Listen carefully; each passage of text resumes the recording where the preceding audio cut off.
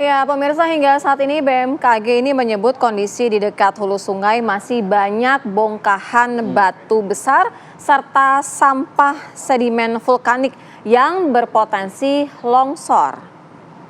Kesimpulan tersebut didapati usai BMKG ini melakukan tinjauan udara di sekitar kawasan Gunung Merapi dan Gunung Singgalang yang berpotensi terjadinya bencana.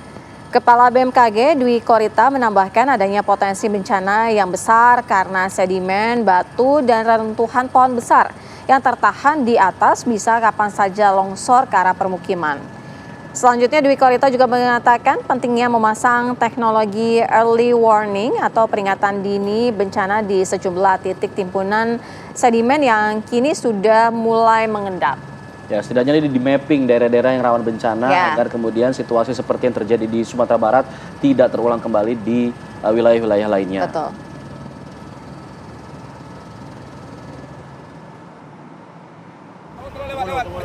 Mobil nggak ikut kan? Nggak bisa Pak, nggak bisa.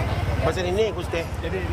Sementara itu, pemirsa Menteri Sosial Tri Risma hari ini juga ikut meninjau lokasi pengungsian banjir lahar dingin di Sumatera Barat. Risma juga meminta agar supaya lokasi pengungsian ini yang masuk zona merah bisa segera dipindahkan karena masih ada pengungsi-pengungsi atau pengungsian yang berada di zona merah yang masih dianggap berbahaya untuk berada di sekitar radius tersebut. Nah, kalau kita lihat Risma ini mengunjungi lokasi pengungsian di Kecamatan Rambatan di Kabupaten Tanah Datar di Sumatera Barat. Di sini juga Risma memberikan pemaparan kepada tim dalam hal penanggulangan bencana ini, juga turut memberikan trauma healing kepada para pengungsi. Risma juga menjelaskan bahwa pos pengungsian yang berada di zona merah untuk direlokasi ke tempat yang lebih aman.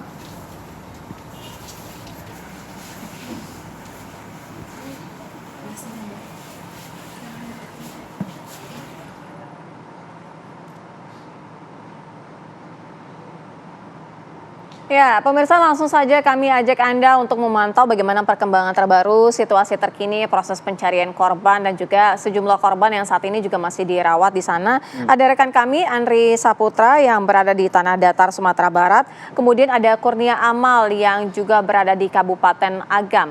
Kita terlebih dahulu menuju ke Andri. Andri, bagaimana dengan kondisi saat ini? Apa yang bisa Anda sampaikan kondisinya di sana? Ya, terima kasih. Saat ini saya berada di posko utama penanggulangan bencana korban banjir lahar dingin dan banjir bandang di Kabupaten Tanah Datar. Saat ini sedang dilakukan apel pagi untuk persiapan pencarian korban yang hilang. Di Kabupaten Tanah Datar sendiri masih ada 13 korban yang dicari. 29 korban sudah teridentifikasi. Nah, di belakang saya sekarang ini adalah merupakan dapur umum di posko utama, yang mana di dapur umum ini menyediakan lebih kurang 5.000 porsi makanan dalam seharinya. Ah, Makanan 5.000 porsi ini akan diserahkan kepada nantinya tim SAR yang akan mencari untuk fungsi tim SAR yang akan mencari korban-korban hilang tersebut selama 1 hari.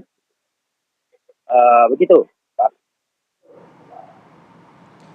Ya, setelah kemarin kunjungan dari Presiden terpilih, apakah kemudian ada perubahan yang signifikan dari pemberian bantuan misalnya atau penanganan di pengungsian? Apakah Anda melihat ada perubahan itu?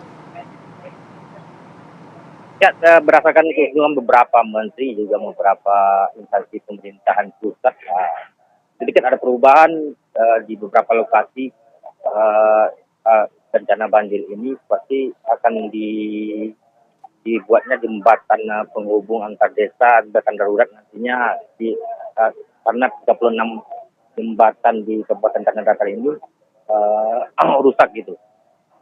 Nah, saya akan melaporkan sedikit tentang aktivitas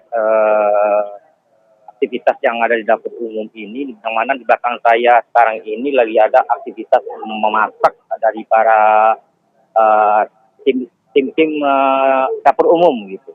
Ini masak ini sekitar 5.000 porsi nantinya akan diserahkan nanti kepada tim SAR. Nah, di depan saya juga ada Bang Henry, silakan Bang Henry. Bang Henry ini merupakan koordinator dapur umum wilayah Tanah Datar. Jadi kita bertanya Bang Henry, apa aja sih aktivitas di dapur umum posko utama ini, Bang. Ya, terima kasih Pak. Selamat pagi semua. Aktivitas dapur umum pada pagi hari ini kita akan menyiapkan sarapan paginya bagi yang di lokasi-lokasi yang petugas-petugas baik dari TNI, Polri semua yang terkait dalam bidang ini. Kita akan memasukkan makanan ke tempat-tempat yang di lokasi. Jadi pada pagi ini kita menyiapkan nasi goreng sama minumannya. Nanti kita langsung terjun mengantarkan ke lokasi gitu Pak. Ya, berapa dalam sehari kita menyediakan konsumsi ini untuk kita? Ya, ini sekarang ini Pak, dalam situasi kayak ini kita nggak bisa mengkoordinir semua, maksudnya nggak bisa kita menentukan, tapi kami sebagai di dapur umum kita harus menyiapkan, mengantisipasi pagi itu bisa kita menyiapkan lebih kurang 1.200, siang nantinya ada 1.500 dan sorenya atau malamnya nanti bisa 2.000 kata gitu. Pak, selain menyediakan konsumsi, Pak, berapa sih tim yang dilibatkan dalam dapur umum ini? Dalam dapur umum kami di Kabupaten Tanah Datar itu kita berkoordinir di kabupaten kota lain, contohnya dari Solo. Jadi kita dalam tim ini kita menyiapkan lebih kurang 35 atau 40 personil dalam dapur umum. Jadi itu bertugasnya untuk memasak, membagi, membungkus nasi semuanya dan mengantar ke lokasi itu lain lagi yang kita tugaskan gitu Pak. Berarti di dalam sehari ini kita ada 3 kali menyediakan konsumsi ya Pak ya? Betul, dalam sehari kita ada 3 kali, pagi sarapan paginya, yang kita langsung ke lokasi, dan sorenya gitu juga Pak.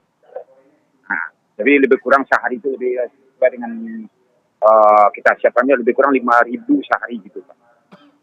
Begitu Fitra, laporan saya dari posko utama penanggulangan bencana banjir di Tanah Datar. Baik, terima kasih Andri Syaputra, informasi langsung dari lokasi bencana di Tanah Datar, Sumatera Barat. Kita nanti tentu akan mengajak Anda pemirsa untuk bertanya bagaimana dengan kondisi saat ini di Kabupaten Agam dengan rekan kami Kurnia Amal. Tapi kami harus jeda terlebih dahulu. Usai jeda kami segera kembali.